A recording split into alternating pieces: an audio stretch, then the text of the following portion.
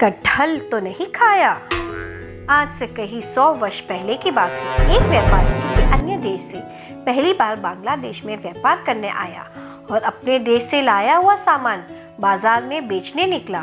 दोपहर हुई तो उसे भूख लगी। सामने फलों की एक दुकान थी। उसने सोचा चलो आज कुछ फल ही खाए जाए। फलों की दुकान में उसे कटहल लटका हुआ नजर आया। वह फल उसके लिए बिल्कुल नया था। वह बड़ी देर तक विस्मय से उसे ताकता रहा और जब उसने उसे सूंघा तो मजा ही आ गया। उसकी सुगंध इतनी अच्छी थी कि उसके मुंह में पानी भर आया। किंतु उसने सोचा कि जब फल इतना बड़ा है तो मूल्य भी उतना ही अधिक होगा। थोड़ी देर उसने सोचा। जब मन ना माना तो साहस बटोरकर उसने दुकानदार से उसका मूल्य पूछा। दुकानदार ने कहा 6 आने। व्यापारी को अपने कानों पर विश्वास नहीं आया। उसने सोचा दोबारा पूछने पर दुकानदार कहीं अधिक ना बता दे। झट 6 आने निकालकर दुकानदार के हाथ पर रखे और कटहल कंधे पर रखकर यह जा और वह जा। व्यापारी बार बार कटहल को सूंघता और सोचता, कितना सस्ता सौदा किया है। आखिर उससे धीरज नहीं बंधा और वह सड़क के किनारे एक बाग में बैठकर पूरा का पूरा कटहल हड़प कर गया। इतना बड़ा फल खाकर उसका पेट फूलकर गुब्बारा हो गया। कटहल का रस भी हाथों, चेहरों, दाढ़ी और कपड़ों पर जम गया। उसने सोचा नदी पर जाकर पानी से धो लूंगा, किंतु पानी से धोने से पर वह और भी सख्त हो गया। अब व्यापारी की दशा अजीब थी।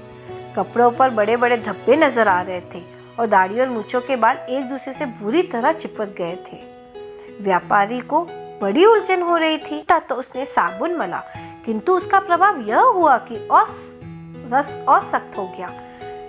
मिट्टी, धूल और सूखे पत्ते उड़ उड़कर उसके बालों और कपड़ों पर चिपक गए। जो उसे देखता उसकी दुर्दशा पर हंसता। जैसे जैसे हवा लगती रस खुश्क होता गया। व्यापारी के चेहरे और हाथों की खाल अकड़ने लगती और दाढ़ी मूंछों के बाल सख्त होने लगते। इससे उसे बड़ा कष्ट होता। इसी परेशानी में रात हो गई। उसने सोना चाहा किंतु कष्ट के कारण उसे नींद न आई। प्रातः काल वह उठा तो उसका तकिया उसके सिर से चिपका हुआ था। उसने तकिए को छुड़ाना चाहा तो सिर के कुछ बाल उखड़ गए। इससे उसे बड़ी पीड़ा हुई। कल का दिन तो बर्बाद ही हो चुका था। उसने सोचा आज का दिन क्यों बर्बाद करें। वह अपनी इस अवस्था में बाजार चला गया ताकि अपना माल बेचकर नया माल खरीदे और अपने देश वापस जाने की तैयारी करे। दुकान पर वह लेन देन के लिए बैठता। उसके हाथों, बालों और कपड़ों से कुछ न कुछ चिपक गया। लोग उसे चोर समझकर बुरा भला कहते। दुकान इस बात से वह बहुत लज्जित होता। इसी प्रकार वह एक दुकान पर अपना माल बेचने पहुंचा। वह दुकान हीरे जवाहरात की थी। व्यापारी ने अपने तौर पर बड़ी सावधानी बरती, किंतु फिर भी एक हीरा उसके हाथ से चिपक गया। दुकानदार ने उसे उठाईगिरी समझकर मारना प्रारंभ कर दिया, किंतु यह क्या। दुकानदार जैसे ही चपत मारी उसका हाथ व्यापारी के गाल से चिपक कर रह गया। दूसरे हाथ से उसने व्यापारी की गर्दन पकड़ी तो वह भी गर्दन से चिपक गया। अब दुकानदार को पता चला कि व्यापारी चोर नहीं बल्कि मुसीबत का मारा है। व्यापारी ने रो रो कर सारी ये व्यवस्था कह सुनाई। दुकानदार ने कहा, अजनबी, तुमने बड़ी गलती की। जिस चीज के बारे में तुम जानते नहीं थे उसका उपयोग करने से पहले उसके बारे में किसी से पूछ तो लेते। तुमने जल्दबाजी से काम लिया।